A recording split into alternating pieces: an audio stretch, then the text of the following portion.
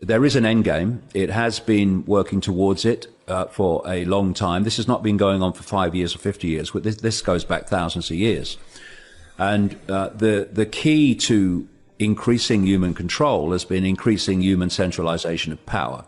So, for instance, there was a time when the human race was made up of tribes. And the tribes decided what happened in the tribe. Then there came a big change when lots of tribes came together under what were called nations.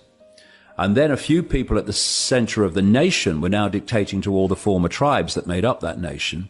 Through the European Union, we've gone to the next level, which is to bring the nations together under centralized control. And the idea eventually is to have a world government, world army, world central bank, world currency, cashless, which we're heading to so fast.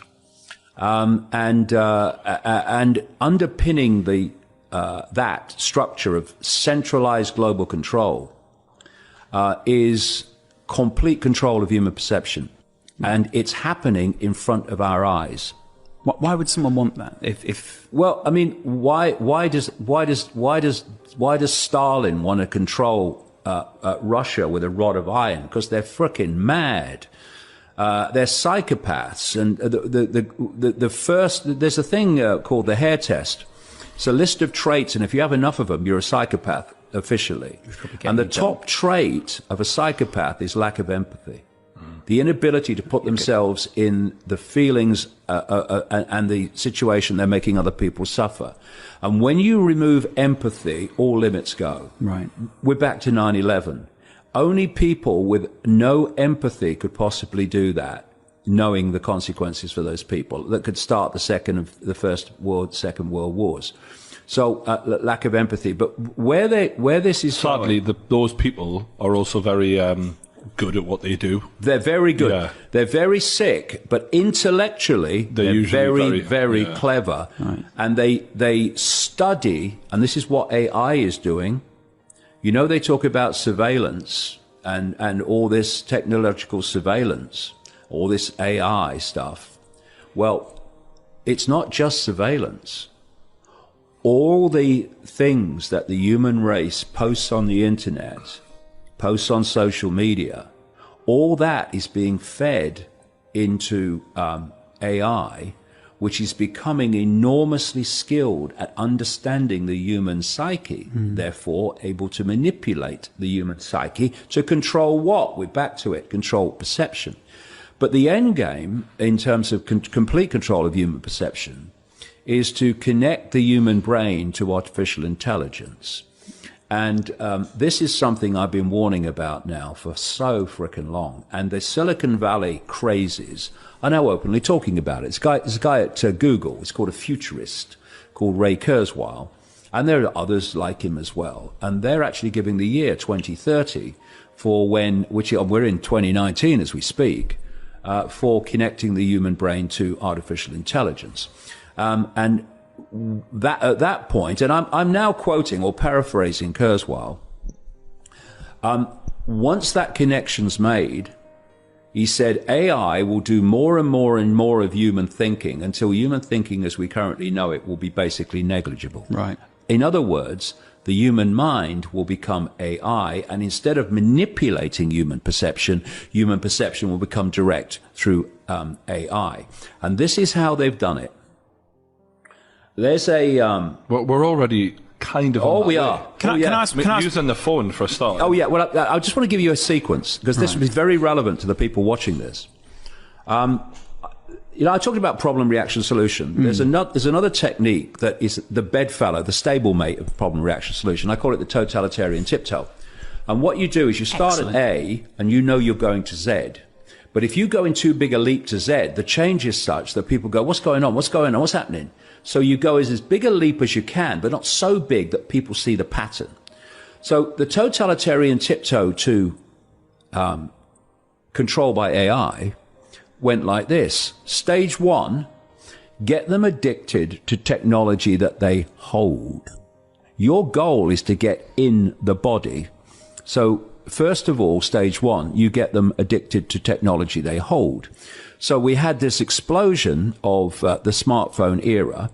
And even before that, you could say, I mean, even calculators, that kind of thing, Tamagotchis. Well, if you want technology that goes inside someone, I know a few devices. Well, you bloody would. Yeah, but believe me, then they're not addicted in the same way. No. That is interesting, though.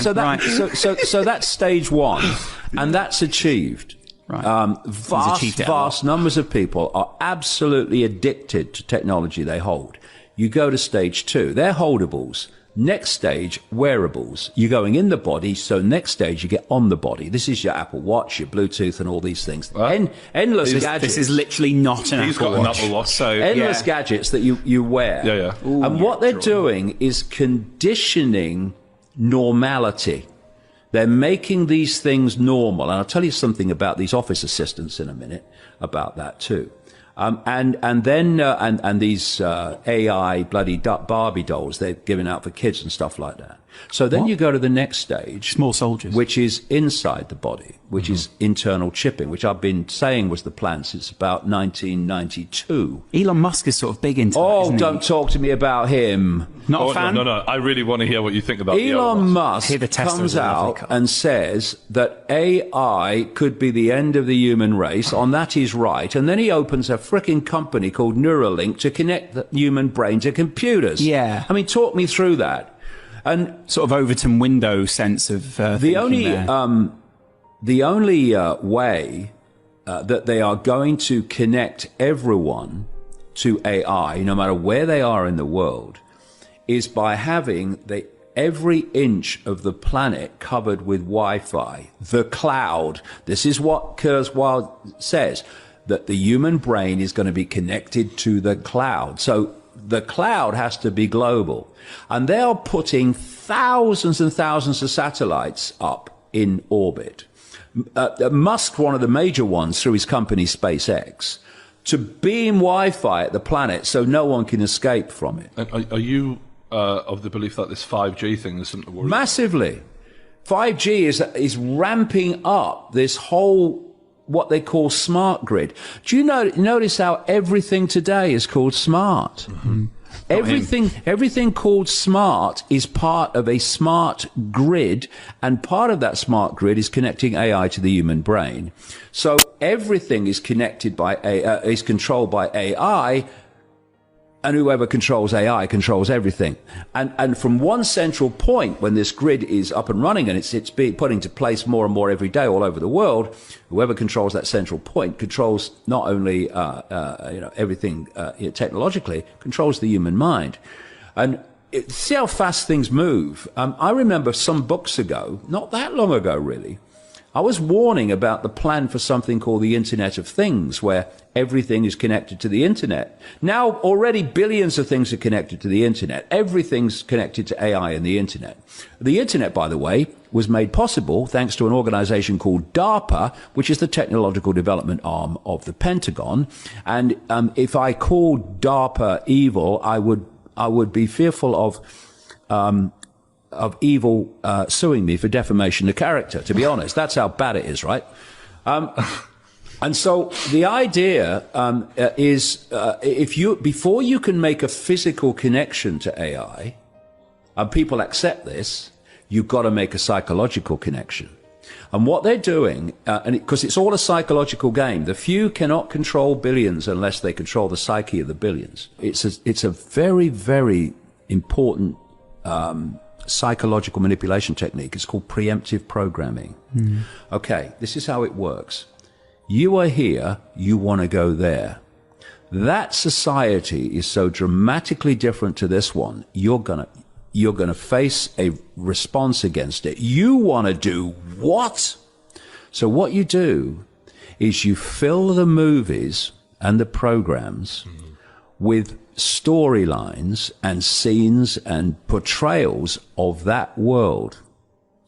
And so what you're doing, and you look at the movies that have come out in the last 10, 15, 20 years about this whole world of technology and robots and AI and all that stuff. Anything with Will Smith in, pretty much. Yeah, and what do you call it? The one with Tom Cruise in. Oh, yeah, Minority Report. Yeah, Minority Report, yeah. Mission Impossible 2 was excellent. Yes, and what you're doing is you're preparing the subconscious, particularly the subconscious, conscious as well, to become familiar with the world you want to take people into. Over the window. So as the world is brought in for real, that familiarity is going to lessen the resistance to it because there's a familiarity about it. I think they're about going it. to do it, David.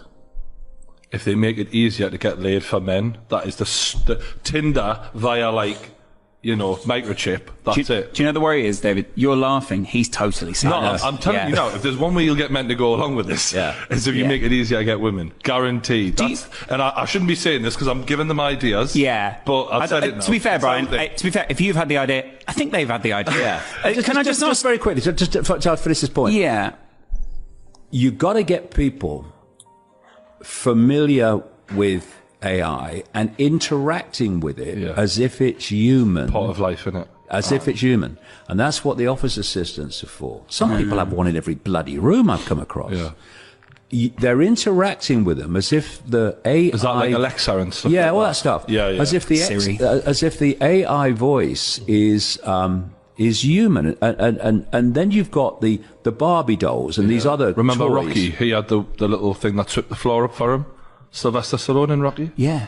Yeah. I mean, they're everywhere. And we're now. talking like early 90s, and even it was in the movies then. Do you know when you interact? Do you interact with any of these things? Have you actually? No, I haven't got. You've not dabbled at all. No, not at all. Does it? Why? Because it scares you, or no? just Because I don't want them. I don't need them. So, you see, the thing is that when people become addicted to something like technology, they think they need it, but they don't necessarily need it. I mean, I don't carry a smartphone. I have one at home, which comes out about once every 6 months. It's a 3G one. When I have to be somewhere and contacted, and there's no way they're contacting me, and what I say is, okay, I'll call you from a landline, and I find a landline. That's as much as I use it, maybe 3 or 4 times a year for, one small amount of times. Apart from that, I don't use that kind of technology. I think it's healthier. Yeah, but what it's doing... It's creating, especially with the kids and these AI-connected Barbie dolls and stuff, it's making them familiar with AI to the point where they perceive it as human. And once they've got that acceptance and that interaction, then when they move into connected to here, you're going to have far less resistance because it's not the, oh my God, kind of reaction. There's no shock there. It's no shock. It's become part of life by then. And that's why they're targeting the kids now, because they are going to be the adults 2030 when they really want this to come in full blown.